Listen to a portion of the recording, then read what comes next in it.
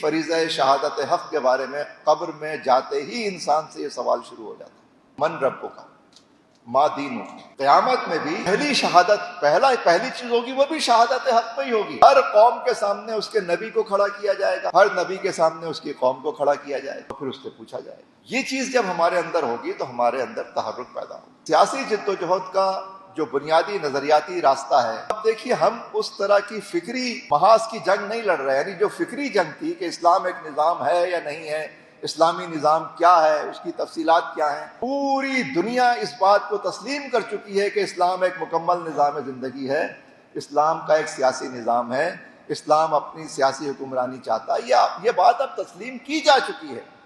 یہ فکری جنگ آپ جیت چکے ہیں اور یہ جنگ ختم ہو گئی ہے۔ اس کا اگلا محاذ یا اگلا چیلنج ہے وہ ایک سیاسی، سماجی اور فزیکل انقلاب کا ہے۔ ذہنی انقلاب آیا ہے، اب اس کو سماجی اور سیاسی انقلاب کے ذریعے اس کو ٹرانسلیٹ ہونا ہے اور اس کو جو ہے یہاں پہ برپا ہونا ہے۔ اسی کو اسلامی انقلاب کہا جاتا ہے۔ تو یہ جو جنگ ہے یہ ایشو اورینٹڈ جنگ ہوتی ہے، یہ ایشوز کی بنیاد پر لڑی جاتی ہے، یعنی اس نظام کے جو مختلف اجزاء ہیں انہیں میں ایشوز کہہ رہا ہوں۔ ایشو کا مطلب صرف سماجی یا معاشی مسئلہ نہیں ہے، غزہ بھی ایک ایشو ہے، فارم 47 کی حکمرانی بھی ایک ایشو ہے، بلدیاتی نظام کا عام نہ ہونا یہ بھی ایک ایشو ہے، عدالتوں کو جو ہے وہ ڈیمولش کر دینا یہ بھی ایک ایشو ہے، 20ویں آئینی ترمیم بالجبر مسلط کر دینا یہ بھی۔ تو جو بھی نظام ہوتا ہے اس نظام سے کچھ مسائل پیدا ہوتے ہیں جنہیں میں ایشوز کہہ رہا ہوں۔ اس نظام سے پیدا ہونے والے کسی بھی ایشو کو لینا اور اس ایشو کے ذریعے پورے نظام کے اوپر حملہ کرنا اور پورے نظام کو بدلنے کی جدوجہد کرنا،